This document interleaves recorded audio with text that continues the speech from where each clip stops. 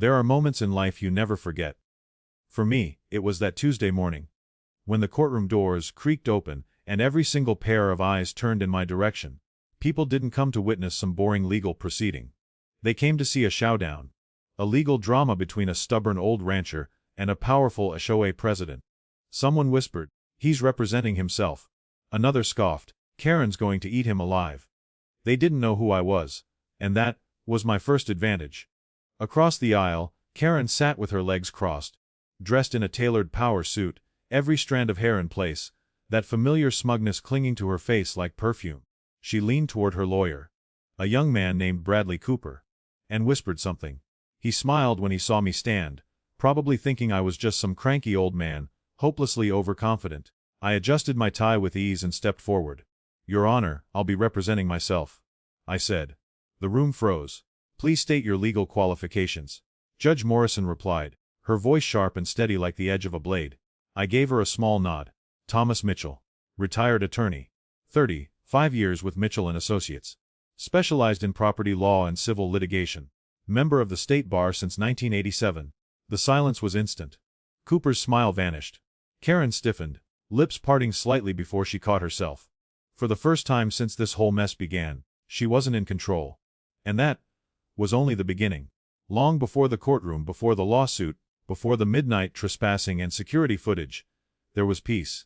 That's all I ever wanted. After retiring from 3 decades in the courtroom, I bought Cedar Ridge Ranch, 100 acres of open land, rolling hills, and long, quiet sunsets. It had belonged to the Henderson family for 3 generations. When old Jim Henderson handed me the keys, he told me one thing that stuck with me more than any clause in the contract. "This land," he said, "has never been part of any HOA, and God willing, it never will." That's what I bought, not just soil and space, but solitude. No neighbors, no rules, no newsletters, just me, the horses, and the occasional weekend visit from my grandkids. For the first year, it was perfect. Then Karen showed up. It was a crisp October morning. I remember that part clearly. The kind of morning where the air feels cleaner than usual, where even hammering fence posts feels like meditation. That's when I heard tires crunching gravel. A white Lexus SUV pulled up to the gate. Out stepped a woman in her 50s, with professionally highlighted hair, polished sunglasses, and a clipboard tucked neatly under one arm.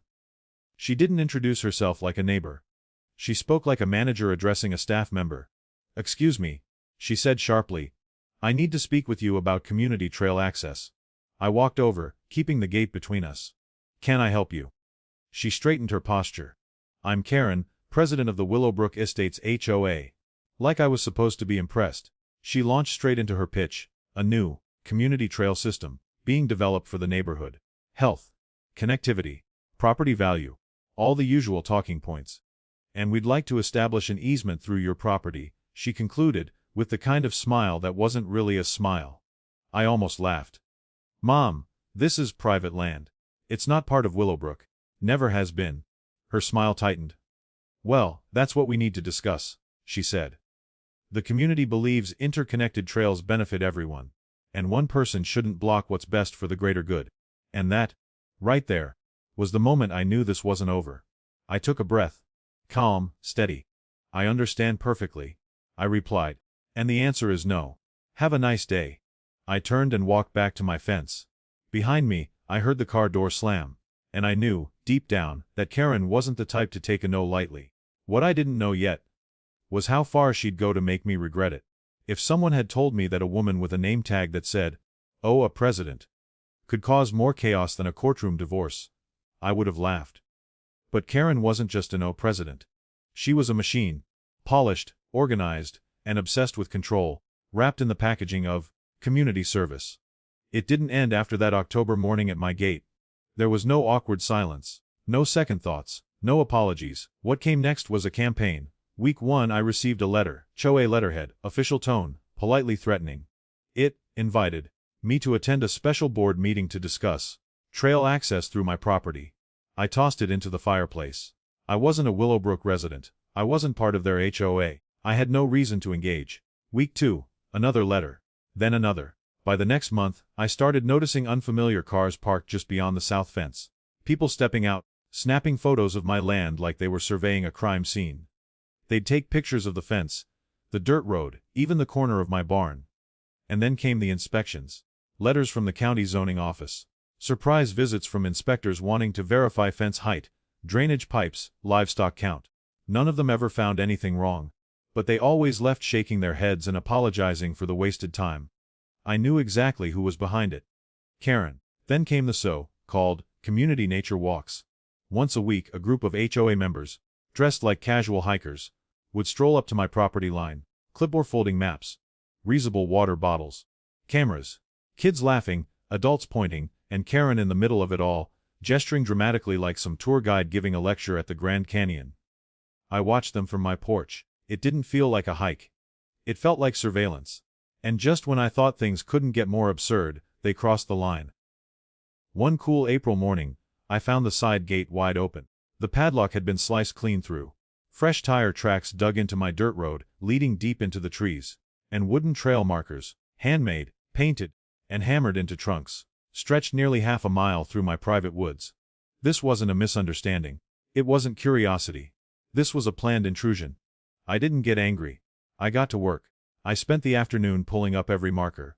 Then I called in a contractor and had night vision security cameras installed, front, back, and along the tree line. And what those cameras captured the following Tuesday at 2 a.m. was the beginning of the end for Karen. It was 2:07 in the morning. The footage from the motion sensor camera wasn't shaky or grainy. It was crystal clear, as if the moonlight itself had conspired to catch them in the act. First came the flicker of headlights in the woods.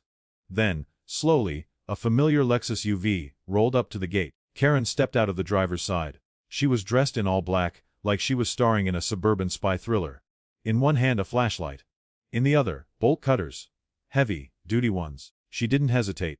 She walked right up to the new steel gate I'd had installed just days earlier. The one with the reinforced concrete posts. And started working on the lock like it was part of her weekly to-do list. Behind her, two men climbed out of the back seat. I recognized them from the previous community walks. Both board members of the HOA. One held a bag full of trail markers. The other carried a mallet. They weren't just trespassing. They were preparing infrastructure. Like this was land already owned, claimed, and designated for public use. My land. Karen cut through the lock in less than 20 seconds. She turned, said something to the others, and together they walked in. Across my boundary line, down the path, and into my woods. The cameras tracked them the whole way. They hammered in wooden stakes. They tied ribbons to branches. They planted trail access point signs as if this was some sanctioned project. Then, just as quickly, they disappeared back into the night. I didn't call the sheriff. Not yet. Instead, I let the story unfold a little longer. The next morning, I called a welding crew. They arrived by noon and installed a new gate. Heavy steel bars, buried 3 feet into concrete footings, designed for ranch security, not suburban negotiation. I also placed a sign next to it, private property, no trespassing, cameras active, violators will be prosecuted. And then, I called my attorney. I explained what had happened, sent him the footage, and asked him to draft a cease and desist letter addressed to Karen and the Willowbrook HOA board. We sent it by certified mail, but that's when Karen made her biggest mistake. Instead of backing down, she sued me. The lawsuit arrived on a Friday afternoon, delivered by a process server who looked genuinely embarrassed to be holding the envelope. I opened it at the kitchen table, coffee still warm in my mug. Karen, and the entire Willowbrook Estates HOA, were suing me for malicious obstruction of community infrastructure interference with established easements. And my personal favorite, creating a public nuisance. They were demanding immediate access to the property, full removal of my gates and fencing, and $50,000 in damages plus legal fees. I read the entire complaint twice. Then I leaned back, took a sip of my coffee and smiled.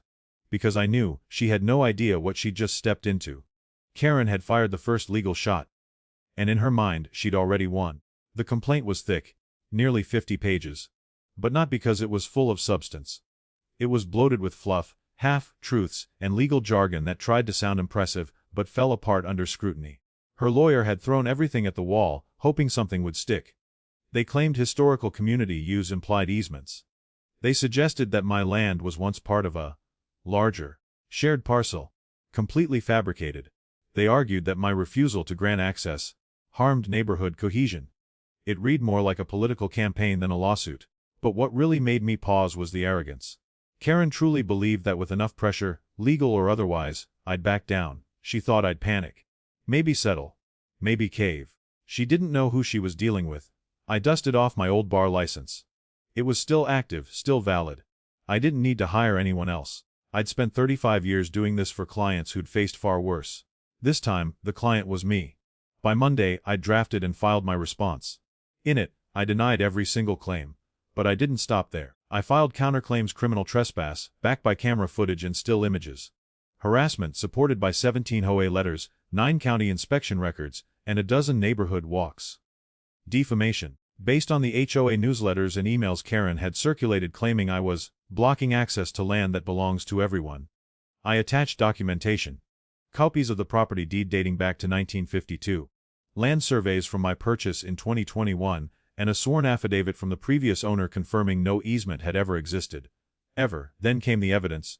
Printed stills of Karen herself, bolt cutters in hand, leading her late-night invasion. And finally, Exhibit C. The one piece of evidence that turned this from a legal case into a reckoning. A recorded phone conversation.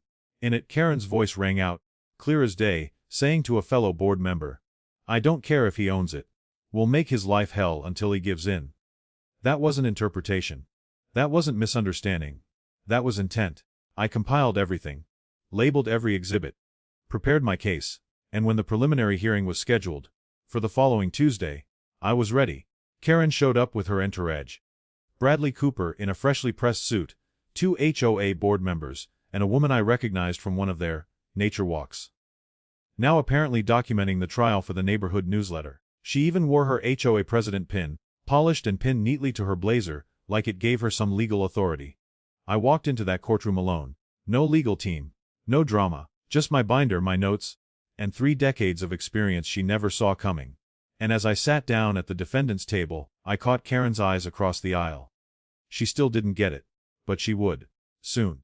The courtroom was packed that morning. Every seat in the gallery was taken. People whispered, eager to witness what they thought would be a swift takedown of an old, stubborn rancher by a determined HOA. Some brought notepads. One person even appeared to be live-streaming the event. But me, I was calm. I'd lived in rooms like this for most of my career. Pressure, tension, eyes watching. They didn't bother me anymore. What Karen and her crowd didn't understand was that I didn't need noise to win. I just needed the truth. Judge Morrison entered, commanding instant silence. A strict, seasoned judge, sharp eyes, neutral tone, and no patience for theatrics. I had stood before her many times in my career. She was known for being tough, fair, and immune to emotional manipulation. When she looked at me, there was a flicker of recognition. "Mr. Mitchell," she said with a slight nod. "Welcome back to my courtroom." Karen shifted in her seat, clearly confused. Her lawyer, Bradley Cooper, looked smug, like he was about to deliver a keynote speech at a mock trial competition. He stood, walked to the front, and began. "Your Honor, this case represents an unfortunate example of an individual, Mr. Thomas Mitchell, who has chosen to block a good faith effort by a thriving community. All because of personal stubbornness and antisocial behavior," he went on, painting me as a hermit, out of touch, selfish. He claimed the trails had existed for decades, that Karen was simply fulfilling her duties as HOA president to promote public well-being. I didn't interrupt, I just waited. When my turn came, I rose from my seat, binder in hand. "Your Honor," I began, voice steady, "I present the original deed to my land, dated 1952. Along with the certified land survey from 2021 and notarized affidavits from the 3 previous owners, all confirming that, at no time, has there ever been an easement, HOA jurisdiction, or public access of any kind on this property." I placed each document on the table. Numbered, labeled, clear. Cooper started to fidget. Then, I pulled out a folder and continued. "I also submit security footage of Ms. Karen and 2 HOA members trespassing on my property on 6 separate occasions, including..." I paused. "The night they broke my lock, entered my land, and installed unauthorized trail markers." I handed still photos to the judge. One showed Karen mid-step, bolt cutters in hand. Another had her hammering a stake into a tree. Judge Morrison raised an eyebrow. "M's Karen?" she asked. "Is this you in the photos?" Karen stammered, visibly sweating. "This is being taken out of context. I was helping the community. They need these trails. So you admit to entering Mr. Mitchell's property without permission?" the judge asked. Cooper jumped up. "Your Honor, my client was operating under a good faith belief that an easement existed. I could almost feel sorry for him. Almost. Your Honor, I said, I submit Exhibit C, a recorded phone call between Ms. Karen and another board member, in which she says, and I quote, "I don't care if he owns it. We'll make his life hell until he gives in." The room gasped. Karen's jaw dropped. That was a private conversation. It was recorded from my fence line. I replied calmly. And this is a single-party consent state. Fully legal. Cooper tried to recover, circling back to community good. But it was done. Judge Morrison narrowed her eyes. Counselor, does your client have any documentation proving a legal easement? Cooper hesitated. We're still researching possible historical access, Your Honor. So, that's a no, the judge said flatly. Then she turned to me. Mr. Mitchell, do you wish to proceed with your counterclaims? Yes, Your Honor, I said. I'm seeking damages for trespass, harassment, legal fees, and a permanent restraining order. That's when Karen snapped. She shot to her feet. You can't do this! I'm the HOA president! I have authority! Bang! The judge slammed her gavel. Ms. Karen, you will sit down and remain silent, or I will hold you in contempt. The room went dead silent. Only one sound remained, the quiet collapse of Karen's world. Judge Morrison adjusted her glasses, let out a slow breath, and leaned slightly forward. Her gaze swept across the courtroom, pausing just long enough to land on Karen, who, for the first time that morning, looked truly small. In light of the evidence presented, she began, voice even and clear. This court finds no legal merit to the claims made by Ms. Karen and the Willowbrook Estates Homeowners Association. You could have heard a pin drop. The case is dismissed. She continued, with prejudice, meaning it may not be brought again in any form. Karen blinked, like she didn't quite register what had just happened. Bradley Cooper sat frozen beside her, lips parted as if he wanted to speak, but knew better. But the judge wasn't finished. Furthermore, she said, turning toward me, the court finds in favor of the defendant, Mr. Thomas Mitchell, on all counterclaims. I didn't smile, I simply nodded. Ms. Karen and the HOA will pay damages totaling $20,000, $15,000 for trespass and harassment, and $5,000 for legal costs. She paused. A generous estimate, Mr. Mitchell, she added, eyeing the modest legal fee. I gave a quiet shrug. Then came the part that made Karen visibly flinch. This court also grants a permanent restraining order. Judge Morrison continued, prohibiting Ms. Karen, and any acting members of the Willowbrook HOA, from coming within 500 feet of Mr. Mitchell's property. Karen gasped. The room stirred. But Judge Morrison wasn't done.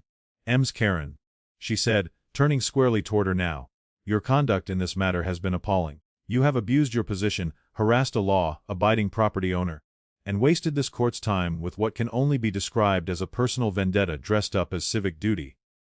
Karen's face turned from pale to crimson. Then the judge turned to Cooper. Her voice dropped a note, calm but cold. Counselor, I suggest you review the state bar's standards for due diligence before filing lawsuits in the future. This case is an example of what happens when intimidation is confused with merit. Consider this your warning. Bradley didn't say a word. Then came the blow no one in that room expected. I'm also referring this case to the district attorney's office, the judge added, for potential criminal prosecution for trespass and property damage. The footage presented is compelling and deserves review. And one final line. A copy of this ruling will be forwarded to the Willowbrook Estates HOA board, with a strong recommendation to evaluate its leadership structure immediately. Karen slumped back into her chair, eyes wide, lips trembling. The gallery behind her, the very people she had once commanded, now sat stone-faced. Some looked away. Others whispered under their breath. As I stood to leave, I passed her table without a word, but I didn't have to say anything. The silence between us said it all. That afternoon, the HOA held an emergency board meeting. 3 days later, I received a certified letter. Karen had been removed from her position by unanimous vote. She was banned for life from holding any HOA leadership role. They sent an apology. And, curiously, a fruit basket. 6 months after the court ruling, something unexpected happened. I received a letter from the state law school. They were hosting a continuing legal education series and wanted me. Yes, me. To be the keynote speaker. The topic they proposed: When Karen Attacks, a case study in HOA overreach. I couldn't help but laugh. Not out of arrogance, but at the strange poetry of it all. I had gone from a retired rancher who just wanted peace and quiet, to a case study used to teach young lawyers about property rights, abuse of authority, and standing your ground. I accepted the invitation. At the seminar, I brought everything: the property deeds, maps, photos, camera footage, court documents, even the transcript of Karen's infamous recorded threat. The auditorium was packed. Students, professors, county attorneys, even a few sitting judges were in attendance. When the footage of Karen cutting through my gate played on the big screen, the audience fell silent. And when her voice rang out through the speakers, "I don't care if he owns it. We'll make his life hell until he gives in." You could have heard a heartbeat. Afterward, a young law student approached me, eyes wide. "I never knew property law could be this intense," he said. I smiled. "That's because people, not statutes, are where the real drama lives." And Karen? Word spread through legal circles that she'd moved to another state. She sold her Willowbrook home at a significant loss. Her name was permanently blacklisted from HO leadership. Her new job? A receptionist at a small real estate office, where she no longer called the shots, no longer wore a title, and no one listened when she raised her voice. As for the criminal charges, she pled guilty to misdemeanor trespassing, received 12 months probation, 500 hours of community service, specifically, barred from engaging with any A-related duties ever again. And me, I donated every cent of the 20,000 settlement to a legal aid organization that helps homeowners fight HOA harassment and unlawful property disputes. They named their new conference room the Whitfield Warning Room. A bit on the nose, maybe. But no one missed the irony. As for my land, it's still quiet, still mine, still not under any HOA. Every now and then, when my grandkids visit, I tell them the story of the woman who thought she was the law. It's a story I'll never forget, and one I hope they never have to live. In the end, this wasn't just a legal battle over property lines or HOA bylaws. It was a battle about boundaries, not just physical ones, but personal ones. It was about what happens when people let authority go unchecked. What happens when someone believes a title gives them the right to bully others into submission. And most of all, what can happen when the quiet guy on the corner decides he's not backing down anymore. You see, power doesn't always wear a crown. Sometimes it wears a clipboard. And courage. Courage looks like an aging rancher who dusts off an old law license and walks into court, not to destroy someone, but to remind them of limits. Karen thought she was untouchable. She forgot the law isn't a weapon, it's a balance. This story isn't just about me. It's about anyone who's ever been pushed too far. Anyone who's been underestimated, ignored, or told to just go along. You don't have to yell to stand your ground. You don't need an army behind you to win. Sometimes, the quietest people write the loudest endings. So the next time someone questions your right to peace, your right to privacy, or your right to say no, remember this: you don't have to fight dirty. You just have to fight smart. And never forget, the law doesn't belong to the loudest voice. It belongs to the truth. If this story struck a chord, if it made you angry, made you cheer, or made you think, then you know it's more than just courtroom drama. It's a wake-up call. These kinds of stories happen more than you think. And way too often, the people being stepped on feel like they have no voice. That's why we tell them. To remind the quiet ones that they're not alone. And to make sure those who abuse power don't get away quietly. So if you found value in this story, hit that like button, not just for me, but for everyone who's ever stood their ground against the odds. Drop a comment below and let me know. Have you ever faced something similar? Did someone ever try to push past your boundaries? I read every single one. And if you haven't already, subscribe to the channel. We've got more stories coming. Real battles, real people, real lessons. Because here we don't just watch stories, we learn from them. And finally, if you know someone who needs to hear this, maybe they're dealing with an HOA headache, a neighbor gone rogue, or just someone testing their limits, share this video. You never know, it might be the courage they need.